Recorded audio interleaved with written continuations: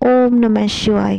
आज की कहानी है माता अन्नपूर्णा की। आइए कहानी सुनते हैं। एक बार भगवान शंकर और माता पार्वती अक्सर कैलाश पर्वत पर पासा खेलते थे। एक दिन भगवान शंकर और माता पार्वती के बीच प्रकृति के महत्व और पुरुष की श्रेष्ठता को लेकर बहस हो गई, क्योंकि भगवान शंकर पुरुष की श्रेष्ठता पर जोर दे रहे थे। भगवान शंकर ने माता पार्वती से कहा कि संसार एक भ्रम है, प्रकृति एक भ्रम है, सभी कुछ मृग तृष्णा है। यहाँ पल आता है और एक पल चला जाता है, यहाँ तक कि भोजन भी सिर्फ माया है। माँ पार्वती को भोजन सहित सभी भौतिक चीजों की जननी है। माता पार्वती ने ऐसा सुनकर अपना आपा खो दिया। तभी माँ पार्वती बोली, अगर मैं सिर्फ एक ब्रह्म हूँ तो मैं यहाँ क्या कर रही हूँ। ऐसा कहकर वह अंतर्ध्यान हो गई।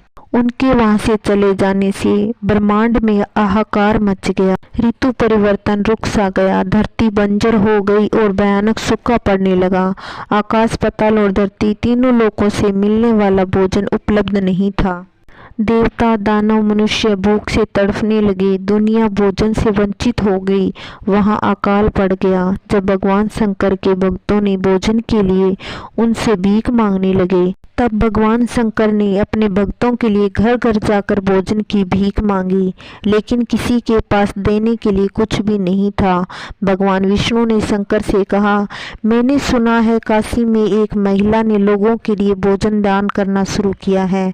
भीख मांगने के लिए भगवान शंकर काशी गए, लेकिन जब उन्हें पता चला कि रसोई को चलाने वाली कोई और नहीं बल्कि उनकी पत्नी पार्वती ही थी, वह बैंगनी और भूरे रंग के वस्त्र पहने और आभूषणों से सजी हुई थी।